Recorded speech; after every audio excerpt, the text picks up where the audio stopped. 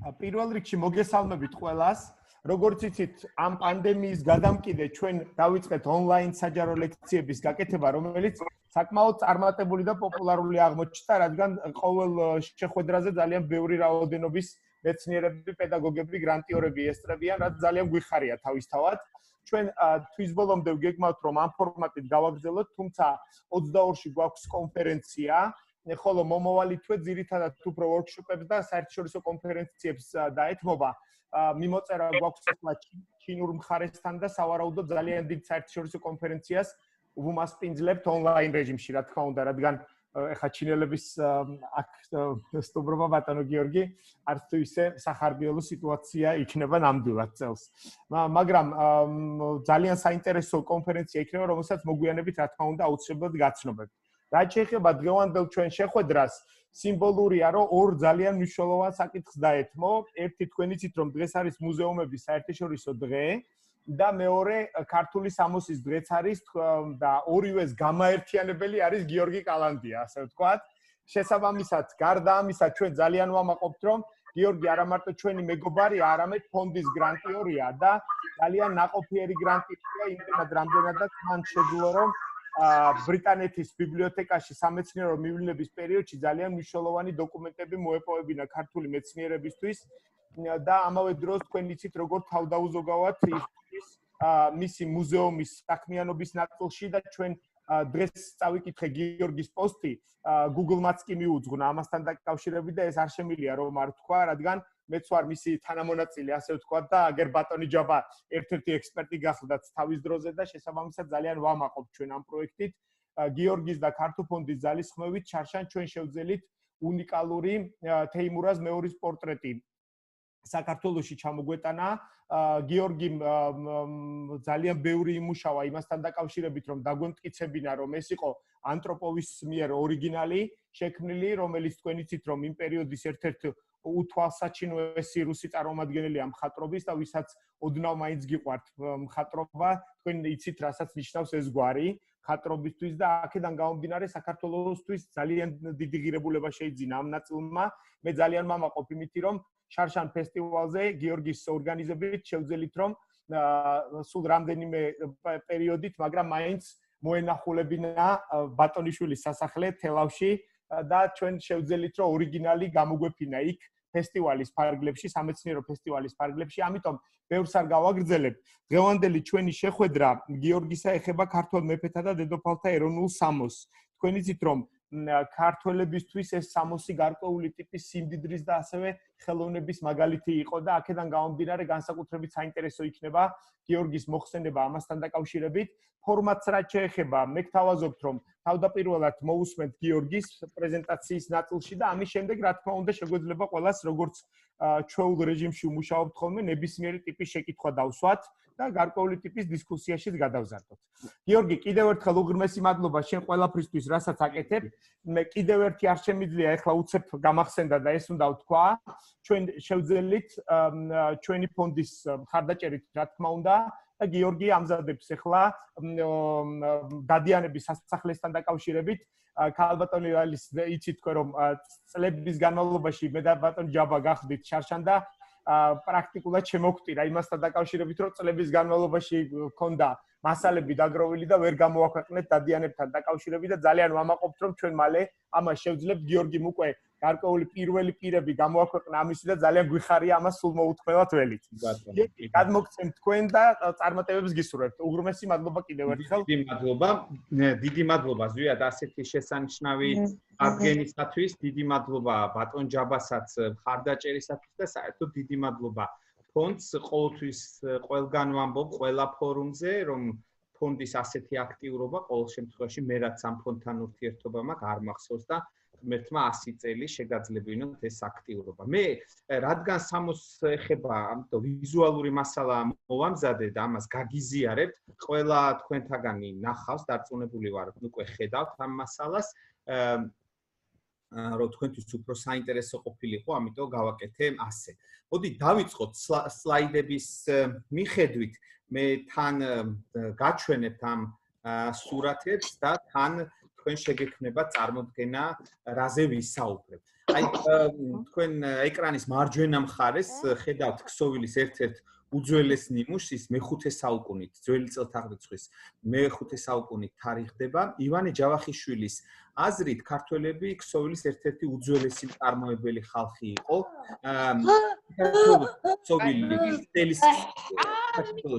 სელის ქსოვილისა გამზადდებოდა და უბრალოდ ტანსაცმელი სელის ქსოვილისა გიორგი, ბოდიში ერთი წამით მაპატიეთ, თუ შეიძლება ყველა მიკროფონები რო გავთიშოთ რა, ხმა ისედაც გადმოდის და ხელს უშლით.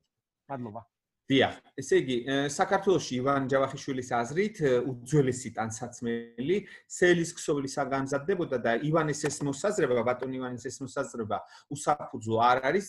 ჰეროდოტე ერთი ძალიან საგულისხმო ცნობა აქვს, რომ კიდევ ასეთ რამეს წერს ის, კიდევ სხვა რამის თქმაც შემიძლია კოლხების შესახებ. ისინი ეგვიპტელების მსგავსნი არიან, ხოლო კოლხები და ეგვიპტელები ამუშავებენ სელს ერთნაირად. აი აქედან გამომდინარე ამ ფრაზაში, რომ სელს ერთნაირად ამუშავებენ, რა თქმა უნდა ვიგულისხმოთ ქსოვილის დამუშავების წესით. აქედან გამომდინარე ეს აღნიშნული ჩანაწერი ძალიან საყურადღებოა, რადგან 4000 წლის წინ ეგვიპტელებთან ერთად, როგორც ჩანს, კოლხებიც შეგვიძლია ჩავთვალოთ ქსოვილის უძველეს წარმოებლებად. ჩვენს მუზეუმში არის დაცული, აი ეგ სლაიდებზე ხედავთ თქვენ, უნიკალური მასალა, სელის ქსოვილის ფრაგმენტები, რომელიც მე-5, მე-6, მე-8 საუკუნეებით თარიღდება. ახლა ჩემი მოხსენების თემა მაინც ქართველ მეფე დედოფალთა სამოსია, ამიტომ მოდით გადავიდე უკვე თავად სამოსის ისტორიაზე, ჩვენი სამოსის ისტორიაზე. თქვენ ახლა ხედავთ ჯვრის ტაძრის რელიეფურ პორტრეტებს, რომელსაც ქართული ქსოვილის და საერთოდ ქართული სამოსის ისტორიისათვის სწორედ ეს ბარელიეფები და აქ გამოსახული ქტიტორები, რომლებიც არიან ქართლის სამეფოს უმაღლესი რანგის ხელისუფალნი და მე-6, მე-7 საუკუნეების მიჯნით თარიღდება ეს ბარელიეფები.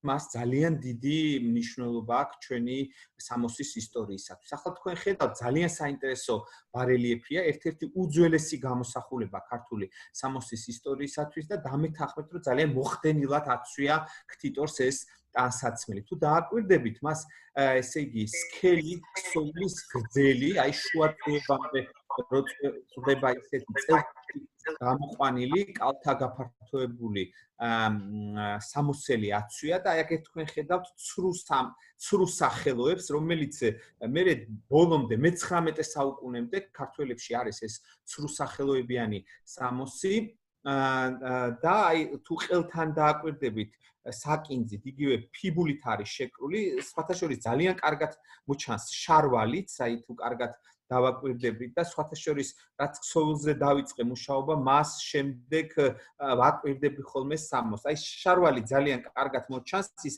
კოჭებთან შევიწროებულია, ზემოდან საკმაოდ ფართოა და როგორც ჩანს, ესეც საკმაოდ სქელი ქსოვილისგან იყო დამზადებული. ახლა შემდეგი სლაიდი, რომელსაც თქვენ ხედავთ, ეს არის ხახულის ხატი და მასზე არის გამოსახული ბაგრატ მე-4-ის ასული, ბიზანტიის დედოფალი მარიამ მართა ბაგრატიონი. აი ეს გამოსახულება კარგად ცხადყოფს ივანე ჯავახიშვილის მოსაზრებას, რომ ქართველ მეფეთა ტანისამოსი, სამკაული და თავსახურავი, აგრეთვე სამეფო ნიშნები ბიზანტიის ხელმწიფეებისას მიაგავდა და ბიზანტიიდან უნდა მომდინარეობდეს. ასე ამბობდა ივანე ჯავახიშვილი. რა თქმა უნდა, ეს მთელი ჩვენი ისტორიის მანძილზე ასე არ იყო, მაგრამ რაღაცა გარკვეული პერიოდი ეს ასე იყო და ამაზე ბატონ ჯაბაც დამეთანხმება. იგივე შეიძლება ითქვას ალბათ ამ პერიოდის ქსოვილზეც. არა მარტო სამოსზე, არამედ როგორც ჩანს, ეს ქსოვილიც, რომელიც ემოსად ჩვენს მეფე მთავრებს, დედოფლებს, ბიზანტიური წარმოშობისა იყო. აი ამ დროს თუ შეიძლება ასე ვთქვათ, იყო ძალიან მოდაში ძვირფასი და კეთილშობილი თვლებით გაფორმებული ქსოვილი.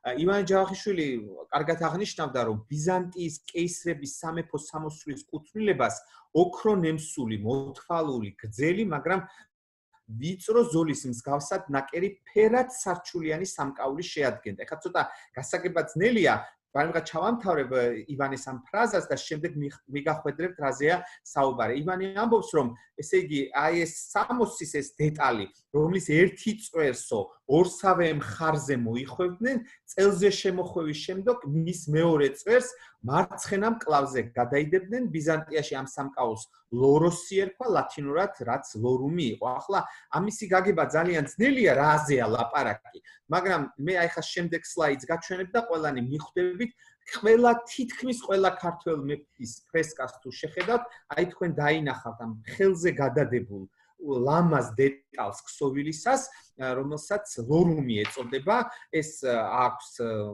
ძალიან ბევრი ქართველი მეფის გამოსახულებაშია. ეს მას შემდეგაც კი არსებობს ქართულ სამოსში, რაც ბიზანტიის სამეფო დაეცემა.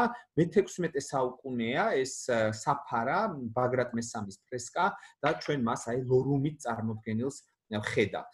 ახლა რაზეც საუბრობდი, რომ ბიზანტიური სამოსის გავლენით იქნება ქართული სამოსის, უბრალოდ ქართულ სამეფო სამოსში ძალიან დიდია ბიზანტიური გავლენა, აი ამისი ძალიან კარგი მაგალითი მინდა გაჩვენოთ. თქვენს წინაშეა სლაიდი, რომელზეც ორი გამოსახულებაა.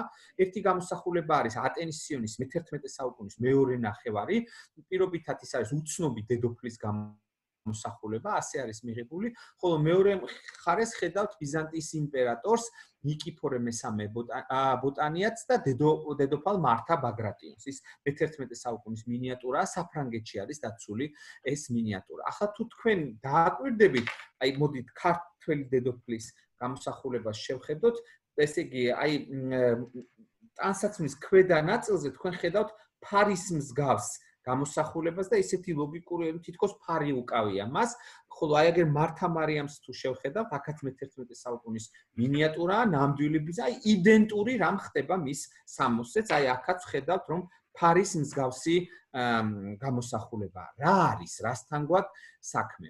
ატენის სიონში გამოსახული დედოფლის ვინაობა გაურკვეველია, იგი მდიდრულ სამოსში თუ დააკვირდებით, აი ხედავთ გვირგვინით, მანიაკითა და დიადემით გაწყობილი ლურჯი ბისონით არის წარმოდგენილი, მაგრამ რაც ყველაზე მთავარია, აქ არის წარმოდგენილი თორაკი. თორაკი ამ პერიოდისათვის წარმოადგენდა ოქროს ძაფითა და ძვირფასითვლებით შემკულ გერბის ფარის ფორმის ქსოვილს, რომელიც ტანსაცმელზე მაგრდებოდა და მას ძირითადად დედოფლები ატარებდნენ. საქართველოში ჯერჯერობით ყველაზე ადრეული ხანის თორაკი დასტურდება ზედაზნის კანკელის რელიეფურ ქანდაკებაში, რომელიც მე-11 საუკუნის პირველი ნახევრით თარიღდება. აი ესე იგი, მხოლოდ დედოფლებს გამოსახავდნენ თორაკში და აი ეს ჩვენი ეროვნული ტანსაცმლის ისტორიისათვის არის ძალიან საინტერესო დეტალი.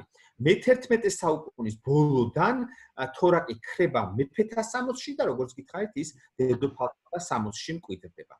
მოდით ახლა დავით აღმაშენებლის ცნობილ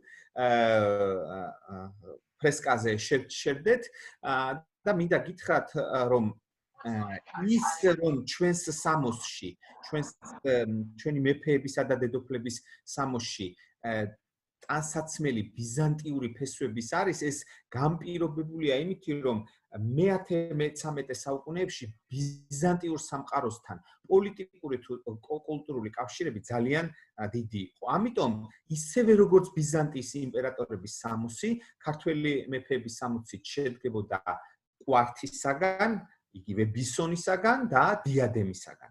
აი დავით აღმაშენებლის სამოს გელათის ფრესკაზე ძვირფასი ოქროსფერი ქსოვილის კეთილშობილი დიდრონი თვლებით და მარგალიტებით მორთული საყელო. აი ზემოთ თუ დააკვირდებით, მანიაკი ამშვენებს, ცოტა უცნაური სახელია, მაგრამ ის თუ მას კარგად დააკვირდებით და ეს განსაკუთრებით თამარის სამოსში მოჩანს, ის გავს ეგვიპტელი ფარაონების მანიაკს. ესე იგი, ეს ეს დეტალი ჯერ იყო ეგვიპტეში, შემდეგ გადავიდა მცირე აზიაში, აზიაში, შემდეგ ბიზანტიაში და როგორც ჩანს, ის შემდეგ შემოვიდა საქართველოში. ახლა ყოველთვის ჩდება კითხვა, ძალიან ძნელია ამაზე პასუხის გაცემა, რომ რისგან შედგებოდა, აი რა ქსოვილისაგან იკერებოდა ქართველ მეფე დედოფალთა ტანსაცმელი, ამისი თქმა ძალიან ძნელია, თუმცა როგორც ივანე ჯავახიშვილი ვარაუდობს და არა მარტო ივანე, ეს მაინც უნდა ყოფილიყო სავარაუდო ძვირფასი აბრეშუმი. ყოველ შემთხვევაში დავითის 60-ზე ვფიქრობთ, რომ ეს არის ძვირფასი აბრეშუმი, მას მეორენაირად ან მეორენაირად არასწორად ვამბობ, ივანე ჯავახიშვილი ამბობს, შეიძლება ეს იყოს სკლატი. ეხლა რა არის ეს სკლატი? სკლატს დავით ჩუბინაშვილი მაუდის ქსოვილად მიიჩნევს, თუმცა ივანე ჯავახიშვილის განმარტებით სკლატი საშუალო საუკუნეების არაბულ მწერლობაში კარგად ცნობილი ძვირფასი აღმოსავლური ქსოვილი იყო, რომელიც დიბასთან ერთად ეგვიპტის ფატიმიანთა ტანისამოსის საგანძურის აღწერილობაშიც არის დასახელებული. ეს სკლატი არის გარკვეულწილად რაღაც ძვირფასი ქსოვილი, დღეს ძალიან მიჭირს ზუსტად თქვა რასთან გვაქვს საქმე, თუმცა მაინც ვფიქრობ, რომ ეს უნდა იყოს რაღაც განსაკუთრებული ძვირფასი აბრეშუმის ქსოვილი.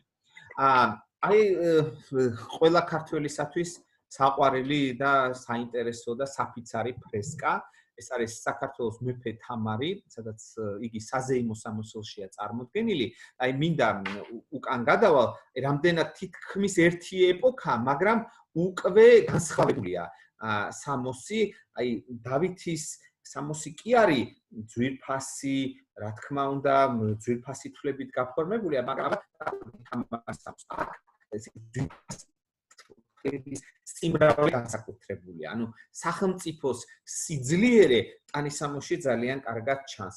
სხვათაშორის ამ თემაზე მუშაობის დაწყების შემდეგ მივაქცია ამას ყურადღება, რომ სამოსში ჩანს ყველაზე ბევრ რამეს ვხედავთ ჩვენ სამოსში, როცა ერთმანეთს უყურებთ.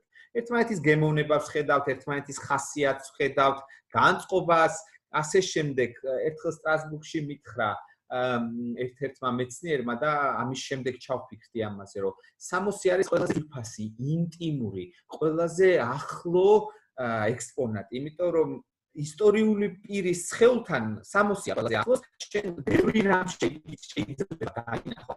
სამოსი ეხა აღარ მინდა უხერხულ საუბარში გადავიყვანოთ, ჩვენ გვაქვს დიდი სამოსის კოლექცია და ისეთ რაღაცებს ვხედავთ, ისეთ დეტალებს ვხედავთ ამ სამოსზე, რომელიც ამ ადამიანებს მათ ინტიმური ყოფის, ანუ ამ ინტიმურში გულისხმობ არასაზოგადოებრივი ცხოვრების ძალიან ბევრ დეტალს ვხედავთ. მაგალითად, რომელიც მეკონა რომ იყო ძალიან დიდარი ასე შემდეგ რა თქმა უნდა არის დღემდე ის სულიერი სამყაროთი და დაკემსილი ტანისამოსი აქვს, რაც მის მატერიალურ სიღარიბეზე მიუთითებს და ასე შემდეგ. ანუ სამოსი ძალიან ბევრი ინფორმაციას იძლევა. აი ამ თვალსაზრისით მეფე თამარის სამოსი არის ძალიან საყურადღებო და ამყოფს გვირგვინი, მოჭვილი მცირე მარგალიტებით, მარგალიტების საკიდებითა და მსხვილი ძვირფასი ქვებით.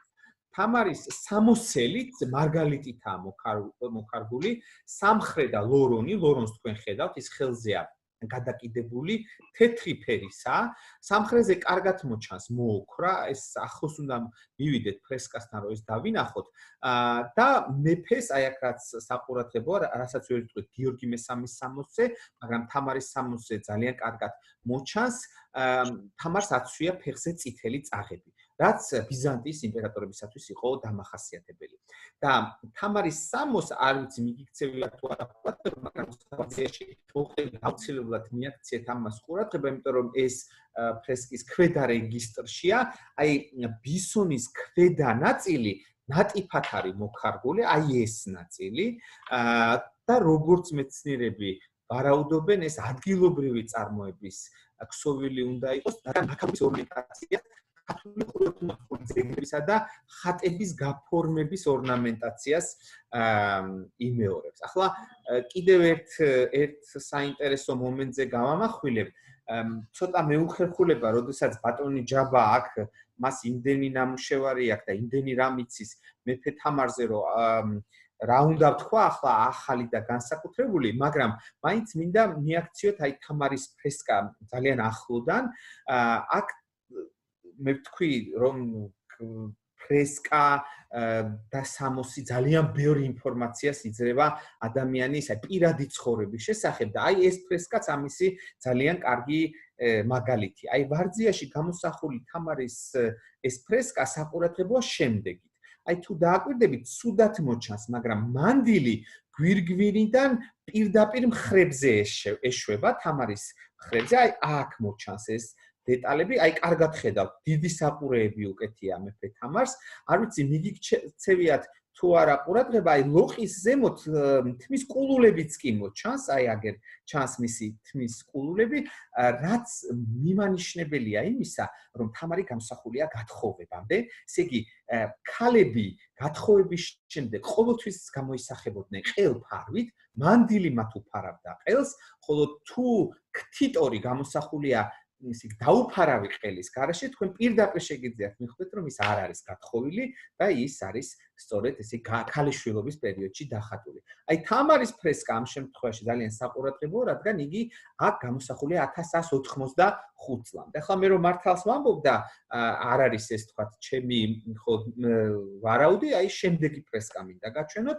აი აქ უკვე ბერთუბანში თამარის გვირგვინის ქვეშ, აი დააკვირდით, მისი ყელი უკვე დაფარულია, მას შავი მანდილი უკეთია, რომელიც წვრილი ზომის, აი ამასაც კი ვხედავთ, წვრილი ზომის ფირუზის ქვებითაა შემკული. ამასაც ვიტყვი, რომ მანდილი ბიზანტიის დედოფლებისათვის მე-14 საუკუნემდე უცნობი იყო და როგორც ჩანს სამეფო კოსტუმში მისი გამოყენება საქართველოში ადგილობრივ ტრადიციას წარმოადგენდა. ივანე ჯავახიშვილის განმარტებით, ქალის თავსაბურავებიდან აღსანიშნავია მანდილი. აქედანაა წარმომდგარი მანდილოსანი, მანდა ლათინური სახელია და ხელსახოც ნიშნავს. ჩვენშიც არის მანდილი, ხელსახოცი და თავდაპირველად უნდა ყოფილიყო ხელმანდილი, ასე მიიჩნევს ივანე. აი ამ თვალსაზრისით მე მინდოდა მეჩვენებინა აი სწორედ ეს დეტალი და სხვათა შორის აი აქაც მინდა მიაქციოთ ყურადღება ბერთუბანზე, აი ლოყის ზემოთ აქაც მოჩანს თმის ყულული. ესე იგი არ იფიქროთ, რომ და ამაში ბევრჯერ დავწუნდი, ახლა უბრალოდ ამისი დრო არ არის მხატვარი არასოდეს არ ახდენს არაფრის ინტერპრეტირებას. ის მაქსიმალურად ცდილობს რეალობა გადმოსცეს. ანუ ადამიანის მე ჩვენ ბავშვობაში გაგვიგონია ხოლმე რომ მეფის მხატვარი ცდილობდა მეფე დაეხატა განსაკუთრებით ლამაზ ეს ხალხური ზღაპრებიდან მოდის ხოლმე, მაგრამ ეს მხოლოდ ზღაპრებში რჩება. რეალობაში ეს ასე არ არის. მხატვარი მაქსიმალურად ცდილობს რეალობა გადმოსცეს. ეს განსაკუთრებით ეხება სამეფო რეგალიებსა და ტანსაცმელს. ამ შემთხვევაში უბრალოდ გადავალ გაკვირდით გვირგვინის თემაზე. აი აქ ხედავთ თამარს ახურავს როგორი გვირგვინი, აბა აქ დააკვირდით ვარძიაში სულ ახურავს სულ სხვანაირი და ჩვენ აქედან გამომდინარე შეგვიძლია და ბატონმა ჯაბამ ამ თემაზე ვიცი და გამოქვეყნებული აქვს მას ფუნდამენტური სტატია ქართულ მეფეთა გვირგვინების შესახებ. აი თამარის საჭურჭლეში მინიმუმ 4 სახის გვირგვინი იყო. აი ამას ეს ცხადყოფს. აი აქაც ეს ფრესკა სად არის მეორე? ეს არის ბერთუბნის ფრესკა, აი ეს ფრესკა ბერთუბნიდანა, აი აქაც ეს გრიგორი გაგარინის გადმოხატულია ბეთანიიდან, ძალიან საყურადღებოა და აი აქაც ხედავთ თამარი დაფარული ყელით არის და ამ თვალსაზრისით ძალიან საინტერესოა. ახლა ძალიან მოკლედ ვიტყვი, ჩვენთან ინახება თამარ მეფის საზეიმო სამოსი, ის წარმოადგენს ძვირფასი ხელოვნების უნიკალურ ნიმუშს, რომელზეც დამაგრებულია 3621 მარგალიტი, 154 მოუქრული და 158 ვერცხლის ბალტთან. კოსტუმი გასული საუკუნის მეორე ნახევარში ვარძიის ფრესკის მიხედვით შექმნა ცნობილმა ქართველმა მხატვარმა სოლიკო ვირსალაძემ და ამ თვალსაზრისით თითქოს ასლია, მაგრამ აი ამ კოსტუმს ძალიან დიდი მორალური თუ მხატვრული და გეტყვით თამამად ვიტყვი სამუზეუმო მნიშვნელობაც აქვს, რადგან ჩვენ აი სივრცობრივად შეგვიძლია დავინახოთ როგორი იყო კოსტუმი. თან ეს აღდგენილი სოლიკო ვირსალაძის მიერ მაინც უმაღლეს პროფესიონალურ დონეზე არის შესრულებული. აი ძალიან ეფექტური იქნებოდა ქართულ მეფეთა სამოსი. მიუხედავად იმისა, რომ აი მე ვთქვი რამდენჯერმე, რომ ქართული სამეფო სამოსი სათავეს ბიზანტიიდან იღებს, ქართულ მეფეთა ბისონი ბიზანტიურისაგან მაინც განსხვავებულია. ჩვენ თვითმყოფადი ხალხი ვართ და ეს თვითმყოფადობა ყველაფერში დამახასიათებელია. იგი შედარებით ფართო და მოკლე იყო, არ ქონდა სარტყელი, ჩვენ ამას ვერ ვხედავთ, ჩვენი მეფეების, აი ბისონებზე ხშირ შემთხვევაში, ზოგჯერ ხედავთ, მაგრამ ხშირ შემთხვევაში ვერ ხედავთ. და განსაზღვრული არ იყო ბისონის ფერი. აი თუ ბიზანტიაში ეს კაცრად იყო დადგენილი, ჩვენთან ეს არ არის. შემორჩენილი ფრესკების მიხედვით ირკვევა, რომ თამარ მეფე ლურჯსა და იისფერს შორის გარდამავალ ბისონს იცმევდა. ეს უნდა ყოფილიყო მძიმე ოქროქსოვილისა და ძვირფასი თვლებისაგან მორთული უამრავი მარგალიტი მაგრდებოდა მასზე და როგორც საყურადღებოა მეფე თამარი სამაჯურებს აი პირდაპირ ბისონის ვიწრო სახელოებზე იკეთებდა. ამდენად აი ძალიან საყურადღებოა ეს სამოსი. აი ახლა კი ერთი ჩემთვის ძალიან საინტერესო თემაზე მინდა შევჩერდე, ძალიან გამიტაცა ამ თემამ და აი სულ ახლახან დავიწყე საგანგებო პუბლიკაციის მომზადებაც, შემდეგ ვიფიქრე რომ პუბლიკაციას გავაკეთებდი და მე წავიკითხავდი ამას მოხსენებისათვის, მაგრამ ჩემთვის იმდენად ძვირფასი აუდიტორია რომ საბოლოო ჯამში გადავწყვიტე რომ გამიზიარებინა თქვენთვის აი ეს მცირე მიგნება რომელზეც ეხლა მინდა გელაპარაკოთ. ეს არის ლაშა გიორგის სამოსი. აი ლაშა გიორგის სამოსი, არ ვიცი მიგიქცევია თუ არა ამისათვის ყურადღება, ეს არის მე-13 საუკუნის პირველი ნახევარი. ის აი უფრო კარგად რომ მიხვდეს ჩვენი მსმენელი, მე ცოტა ზემოთ ავალ, აი თქვენ ხედავთ აგერ გიორგი მე-13-ს, ხედავთ თამარ მეფეს და ხედავთ ლაშა გიორგის. გულწრფელად თუ შევხედავთ, ყველაზე ღარიბული, შეიძლება ცუდი ტერმინია, მაგრამ ყველაზე ღარიბული არის ლაშა გიორგის სამოსი. ესე იგი, მასზე არც ერთი ძვირფასი თვალი არ არის. როცა აი ძალიან უხვად არის დატვირთული ძვირფასი თვლებით ეს სამოსი. ბატონო ჯაბა, ბატონო ზვიად, არ ვიცი ამისთვის მიგიქცევიათ თუ არა ყურადღება, მაგრამ აი ამან თავიდანვე ძალიან მიიქცია ყურადღება, რომ რა ხდება, რატომ არის ლაშა გიორგის სამოსი ყველგან, ეს მხოლოდ ბეთანიაში არ ხდება, ყველგან სადაც ჩვენ ლაშა გიორგის ფრესკა ხდება, ის არსად არ არის სამეფო ბისონში, სამეფო მანიაკში გამოწყობილი.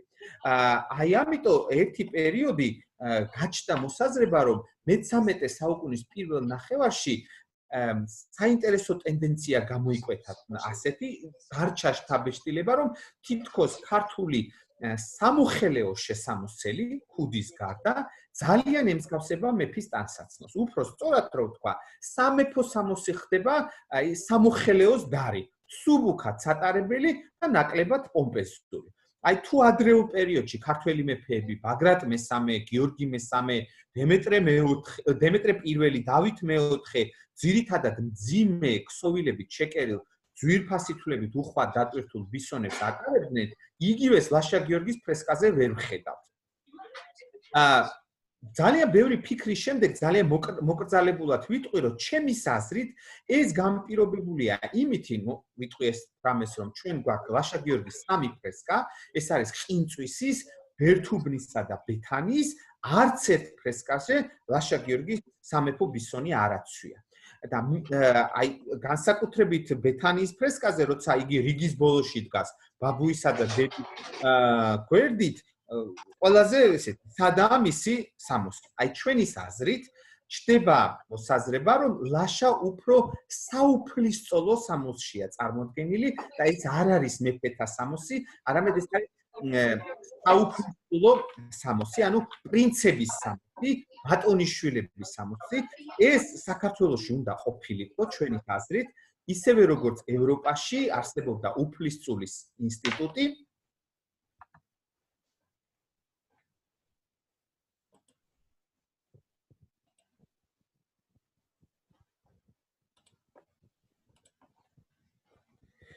აქახართ მე მგონი ხმა გაითიშა. მე მგონი ისმის კარგად. ძალიან კაი. ისმის ხმა. ბატონო მაშინ გიორგი, სანამ გააგრძელებ 5 წუთის შემდგომ იგივე ლინკზე შემოვიდეთ, თუ შეიძლება. რომ თქვენი თვითონ Zoom-ს გარკვეული შეზღუდვები აქვს დროის თვალსაზრისით. კი ბატონო. მაგრამ ყველას ხო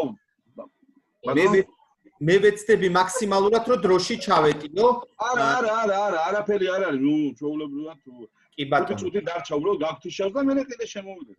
კი ბატონო. აი აქედან გამომდინარე, რადგან ლაშა გიორგი ასე არის გამოწყობილი, ასეთ სამუშია გამოწყობილი, ჩვენის აზრით ძალიან მოკრძალებულად და მე ამაზე კონსულტაციები ბატონ ჯაბასთანაც გავიარე და ალბათ ისე ვიმეორებ, რომ უნდა ვიფიქროთ, რომ ეს არის საუფლისწულო სამოსი, ეს არ არის სამეფო სამოსი, ალბათ და ამას ჯერ კიდევ სჭირდება კვლევა ძიება. ახლა რადგან ამას ვამბობ, კიდევ ერთი ძალიან საინტერესო გარემოება მინდა, აი სანამ გამოგვაგდებს, აი ორი სამოსი ლაშა გიორგის მე სპეციალურად ხატვარს ამ ლექციისათვის ამოვაღებინე ეს სამოსები, დავახატინე და თქვენ ხედავთ.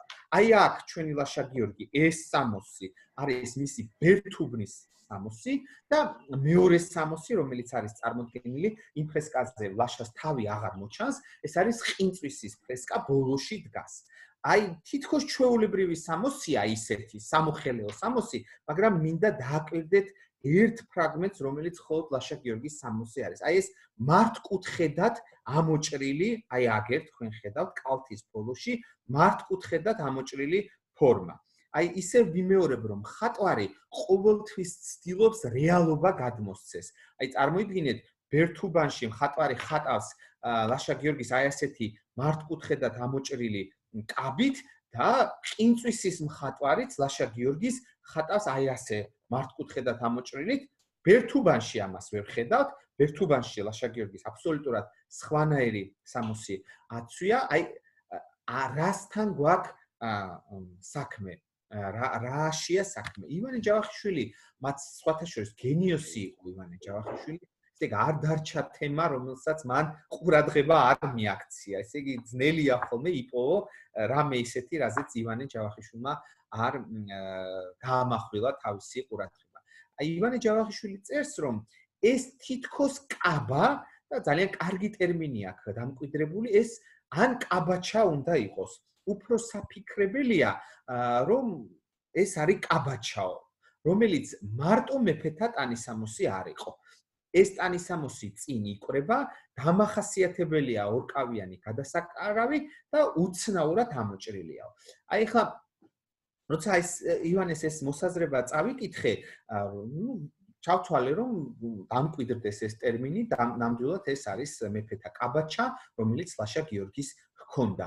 აი აქვე გამამახვილებ ერთ ყურადღებას, რომ სამწუხაროდ ბერთუბნის ფრესკა აქ არ მაქვს, მაგრამ როცა გექნებათ საშუალება, ესე იგი, როგორც ჩანს, მეფის ეს კოსტუმი საგანგებოდ ლაშა გიორგისათვის შეიქმნა. რატომ ვამბობთ ამას? აი ეს ორნამენტაცია, რომელიც ამ კაბის კალთას თელ გაყოლებაზე მიუყვება, ასევე მკლავზე არსებული ორნამენტაცია და რაც ყველაზე მთავარია, გვირგვინის ორნამენტაცია არის ერთმანეთის იდენტური. ესე იგი, ნახეთ, მთელი სამოხელეო აპარატია, როგორც ჩანს საქართველოს სამეფო კარზე, რომელიც ზრუნავს იმაზე, რომ მეფე გამოიყურებოდეს შესაბამისად, ესე იგი, გვირგვინი თანხwebdriver შემოდიოდეს გვირგვინის ორნამენტები, ტანსაცმლის ორნამენტთან, სამკლაურთან და ასე შემდეგ. აი ეს ამ თვალსაზრისით ძალიან საინტერესოა. და აი აქ ივანე ამბობს, რომ ესო კაბაჩა უნდა იყოსო და საფიქრებელია, რომ მასო არა მარტო მეფეები ატარებდნენ და ძალიან დიდი ხანი მე შემიძლია დავიკვეხნო, რომ თითქმის ყველა სამოსი მეფეთა ფრესკების მიხედვით ვიზუალურად რამე თუ შემორჩა, ნანახი მაქვს და ვფიქრობდი, რომ ივანე ამ შემთხვევაში შეცდა, ვფიქრობდი, რომ ეს იყო მცდარი მოსაზრება მისი, რომ ეს ყველგან დარწმუნებული ვიყავი, ანუ არც ერთი ქართველი მეფის გამოსახულებაში ასეთი რამე არ არის და არც ერთ ქართველი ფეოდალის სამოში ეს იქნება რატი სურამელი ვაჩიანები არსად არც იმ ეპოქაში არც შემდეგ ეს არ ფიქსირდება და ამიტომ ვთვლიდი რომ ივანე შეცდა, მაგრამ საბედნიეროდ ივანე არ შეცდა. ახლა ჩვენ გამოგვაგდებს სულ მალე და მოდით თავიდან ჩავტვირთავ, რომ უკვე გაჩვენოთ რას გულისხმობდა, რამდენად სწორი იყო ივანე ჯავახიშვილის მოსაზრება, რომ ნამდვილად ეს ტანისამოსი არ იყო მარტო ქართველი მეფეების სამოსში დამკვიდრებული, არამედ იმ ეპოქაში ხდება არა მარტო მეფეების ტანსაცმელში და აი ეს მცირე დეტალი დღეს ძალიან ნიჭირს ამაზე ესე